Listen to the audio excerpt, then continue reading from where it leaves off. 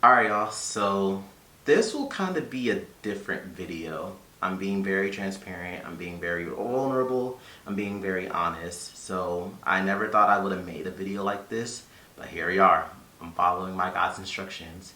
So,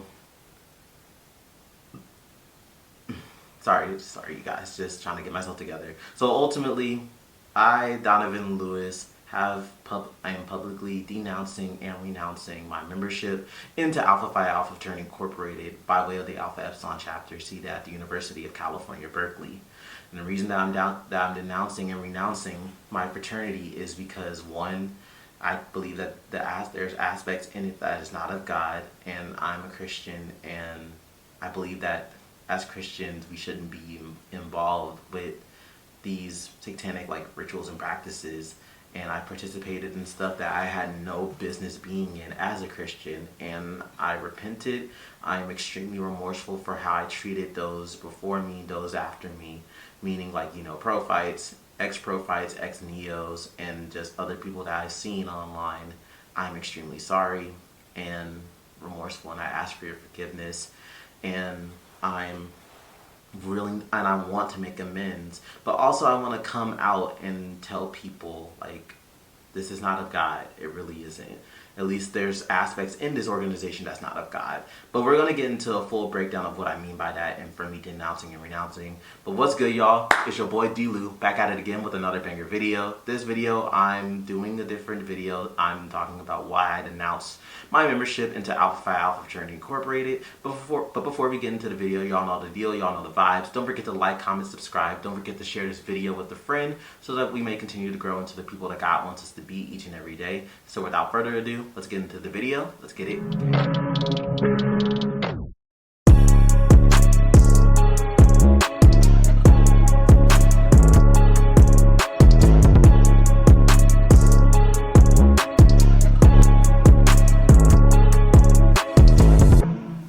Alright y'all, so the reason why, I guess I'll walk you through the whole story, because it's just okay, why are you denouncing? And I've started making this public September, and it's December now. It's December 11th now. It's a few days after Founders Day, so it's just why now at all times? So every story has a beginning, so we might as well start at the beginning. Alright, let's get it. So ultimately, I didn't know too much about Greekdom growing up. My pops, he is in a fraternity, and he would have subtle stuff in our house that I really didn't pick up on, and I really didn't know too much about Greek life, nor was I really concerned with it, from when I was a kid to middle school, heck, even towards high school. It wasn't until senior year to where I was just fraternities and sororities are a thing. When I saw my brother, he crossed into a fraternity of his own, and I went to his probate show when I was in 10th grade, and then I saw him graduate, and he walked the stage, and he strolled and everything, and his LBs, his pros, his neos showed up for him and showed out, and I saw the brotherhood, and I was like, this looks cool. But I had no intention of joining back then. I was just this is something that's cool, doing all that, the strolls and all that, and just the brotherhood and the camaraderie. It was nice. So that happened, graduated high school, and I decided to go to UC Berkeley, which just so happened where my brother went.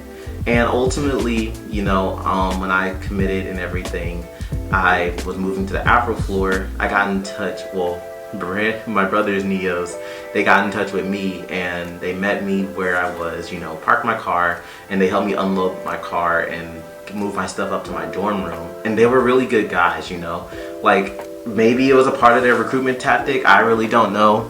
I really didn't care. I was oh, dudes who's helping me move in, and they're people who look like me, and just ensuring my wellness, So I saw that, and I was just these are cool dudes overall. And it wasn't just helping me, but no, they were helping people on my floor move in as well, and kind of just see friendly faces and just be hey, I'm here if you need me, I want to help you move in, I've been here at Cal for X amount of years, here's my IG, let's connect, let's introduce you to the community, pull up to the, Black Student Orientation, let's pull up to the Welcome Black Barbecue, stuff like that, and I really did admire that, and I was just like, yo, like these people, they're down for me, and like, you know, they're showing that they care, you know, because as freshmen, it can get ostracizing sometimes. For me, for example, I came from a relatively small high school. Literally my high school, not even my high school, but my school in total, it was a private school, literally contained only 150 kids, max.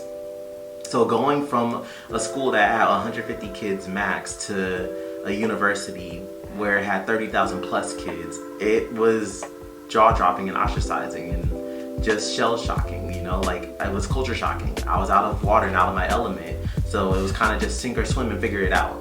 So did that, and I was just like, hey, we're here now, you know. So went and explored like things that when the freshmen got there for Black Student Orientation, you know, met some friends, met some cool people, explored Berkeley around that time, and just got to see what the community was about. So, you know, kept in contact with some of the guys. I followed their page, and that's when, like, I think they dropped their yard show flyer, and I went to the yard show because I was just like, I never seen a yard show one, so let's see what it's about, you know, boom. So showed up, they stepped, they strolled, they did their thing, you know, it was cool and everything. And I was just like, okay, I like the trains, they look saucy with it, you know, and the stepping, like, you know, like I was just like, okay, they step, they got precision, they precise with it, they unify, boom, you know. So seeing that, and not even from like the organization that I was in's perspective, but just everyone, just the unity and like, you know, just the fun that they had with the strolling, with the stepping, and just bringing the community together, like it was good vibes overall. But I saw that and I was just like, you know what, these guys are cool, so you know, maybe that's something I might be interested in. But then they started doing programs and things on campus. Like, I saw that and I was like, bruh, these guys, they're about that action. Like, they're doing work. They're not just showing up for parties and stuff and just like, you know, strolling like how you can often see frat boys doing in movies and all that. But I'm like, no, they're actually doing work in the community to better their communities, you know? And I joined a Black fraternity. A BGLO, a Black Greek Letter organization. So I joined that, and yeah, so going to their programs, and then I was like, you know what, this is something I'd love to be a part about. So they had us express interest to one of the brothers, and then we did that, and then of course it led to like, you know, the first meeting and everything, you know, meeting people who will potentially be a part of the line and getting us together and just being like, okay, like, you know, if you guys are interested, you're gonna have to do some research and like, you know, you're gonna have to do some research and work for it, and these are people who could be potentially a part of your group. So that's when they introduced us to like, you know, to like people who could be potentially your LBs and everything. So that had us do the whole pre-pledge process, you know, making phone calls. For those of you who know, like, you know, the real, you know, like, oh, like, you know, you do phone calls. Sometimes it might be late night phone calls. Some days it may be daytime phone calls. Sometimes it might be history calls. And it can be a little bit intimidating the first time you hear that. And sometimes they can, like, you know, they may be together and then they be like, oh, history. And you do history, if you messed up, then you hear a bunch of them and like, it just seems like they clowning you, like if you don't know your stuff. I remember I was just like, well, like, I try to know the best of my ability. Granted, there were points where I didn't, and I got clowned for it. So that didn't feel nice in the moment, but I was like, look, this is for a greater cause. And sometimes we use that to like be like, hey, like, you know, even though it feels uncomfortable in the moment, it's for the greater cause and like, you know, doing work. So if they can do it, I can do it too. And that was like the determination thing that I use and the determining factor that I use. So going forward, we had that, and then we had going into like the holiday break, you know, they're just like, hey, even though you're still on break, you're still going to meet. So we met by way of like, you know, Zoom at that point. So we met there. Some people started dropping off because whether it was like, you know, their own personal reasons. So we went from 6, then to 3, then to 2, and then we came back, and then that was when we were brought on and did everything. And then like the whole pre-pledge stuff, you know, meeting with brothers, bringing them stuff, doing just obscure stuff, you know. So then there was a night that we were initiated and got on, you know.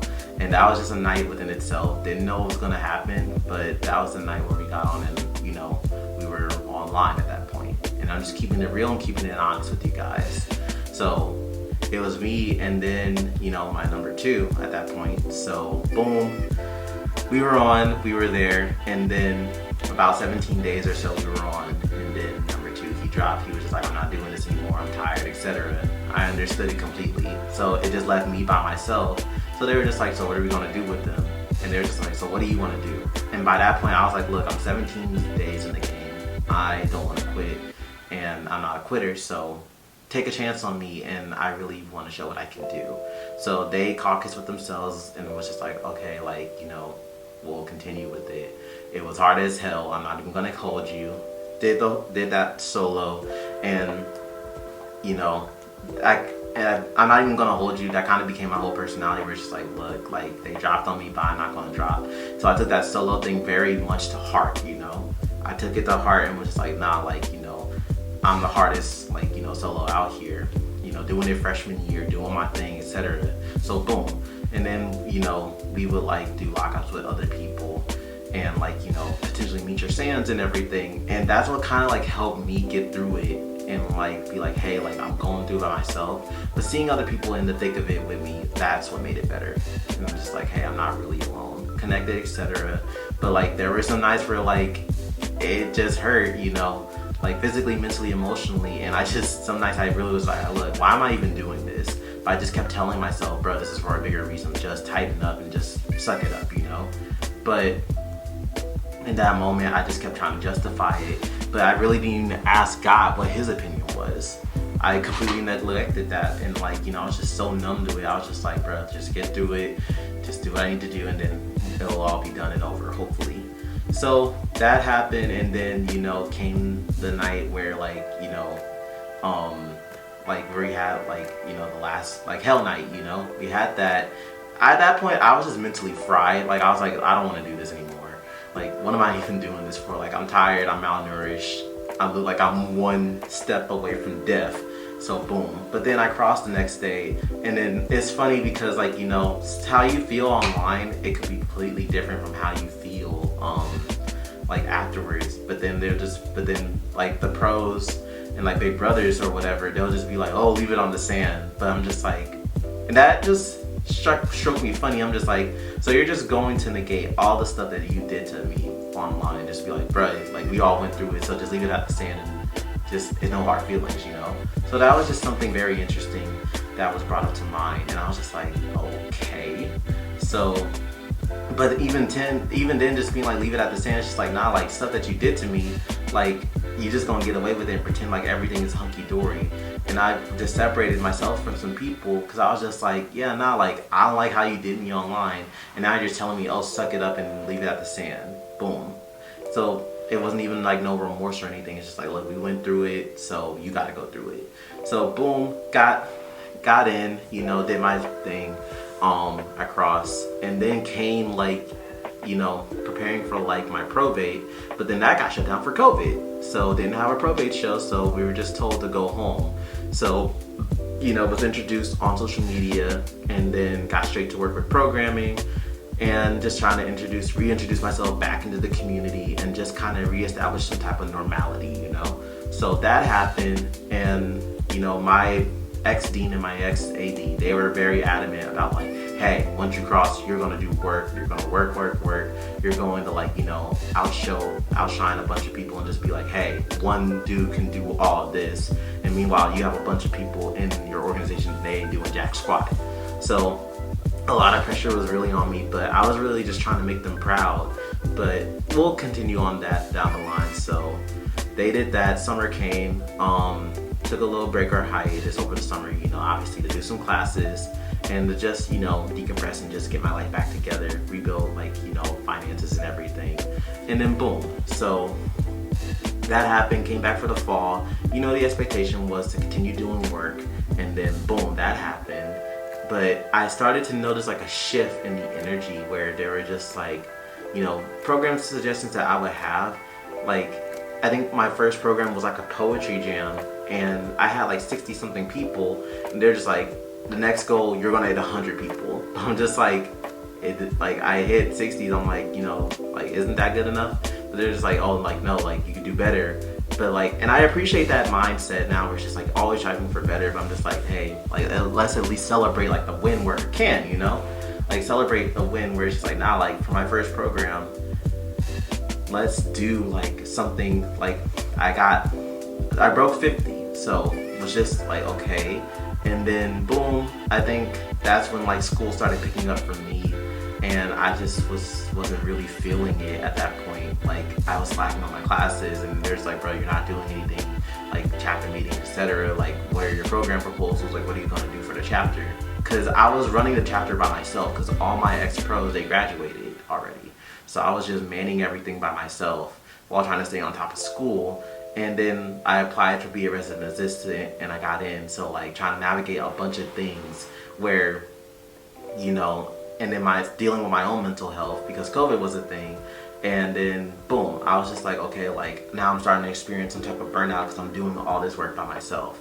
And then come January, February of the next year for spring 21, that's when like I remember there was a shift where like I was working with one of my pros, and he was just like, hey, like, if you don't talk to me like and give me updates with this, then he's just like, oh, then don't ever talk to me again. And I'm just like, dude, like, you don't know what I'm going through. I'm not even speaking about it, but I'm like, I feel like you wouldn't even listen, or wouldn't even care if I told you. So did the program, and like I was like, okay, I did it, but like I still feel like crap, because I'm just going through my own thing. And then that's when like the wave of like announcing videos started coming, but I just kind of ignored it. And then I was just like, dude, like I told my pros, I was just like, I need to just take a step back to just focus on myself, because I just wasn't feeling right from like with school and everything, because I wasn't doing well in school and I just wasn't doing well mentally. So I was just trying to rebuild that. And then they let me have a break from spring to summer, and then came back in fall. But then that's when like, I had like a whole crisis about like my whole major thing. And I was just so mentally messed up because I had that with my major, working my job. Well, I had 2 jobs, so I was doing that, being an RA, and then also running the chapter by myself still, to where like one day I just ultimately crashed for fall 21. Like I was just like, just had a breakdown, and I was just like, I don't want to be here anymore. And then they were just like, oh, like, you're just taking you're just taking the soft way out. But one of my pros was just like, dude, like, he's really just one kid, and we're asking them to perform the work of like, a team of 5 to 10. And like, granted I was able to do it, but still like at what cost, So much so to where it's just like I didn't even want to be here anymore. And I'm talking about I didn't even want to be on the planet living anymore. So I just had to take some time to just step away from everything, just to focus on my health. Came back in spring 22, and I was like, no, like I'm gonna hit the ground running. I'm revitalized. I had my break. I switched my major. Let's get to work. I built back my grades. Boom. So that happened, and then spring 22, back working with the chapter. We brought through boys. Everything was cool. We were outside, like we were doing that. But then the denouncing videos came, and I started asking some friends, and I was like, what do you think about this? And we started having conversations about just like, I felt like a tug where it's just like, you're doing this, like, you're pledging, you're hazing, doing the underground, but it's not right, but you're still doing it. And then just seeing the affliction of like what people were being brought through online, I was just like, well, I went through it, so like, they can handle it. But I was like, oh, like, I won't do as much, so that should make me in the clear, right? No, like you're still contributing to someone else like being in discomfort. And Christ doesn't call us to hurt other people. No, he calls us to love other people. So that happened spring 22. Then came fall 22 going to spring 23, where it was my 4th year. And then boom, just trying to graduate and everything. And we brought through another line. But still, even with that, I was just like, I just felt that tug again, where it's like, this just doesn't feel right, Like, doing like the meetings and the rituals and everything. And I was like, this doesn't feel right. Why does this keep coming up? Knowing now that was God planting seeds where it's just like, son, look at this and look what you're doing. This isn't right. But I just kept running from it, and I was just like, oh, I'll deal with it later, So this spring 23 happened going into fall 24, fall 23 to spring 24, where I had to do an extra year, and I just completely distanced myself from the chapter in general. I was already depressed about me doing a whole nother year, like a 5th year, and I was just like, okay, like I'm feeling weird and indifferent towards like the organization, to where it's just like, I don't know anymore. So I just told them I'm taking a step back. I'm just trying to focus on graduating and getting out of here. So did that, and then spring 24 came, got on out of here. And I was like, maybe moving to another place can help. So relocated, but that same drive was still there. It's just like, this doesn't feel right. And then it wasn't until like September, October of fall 24 where I was just like, God was just like, it's either me or your org.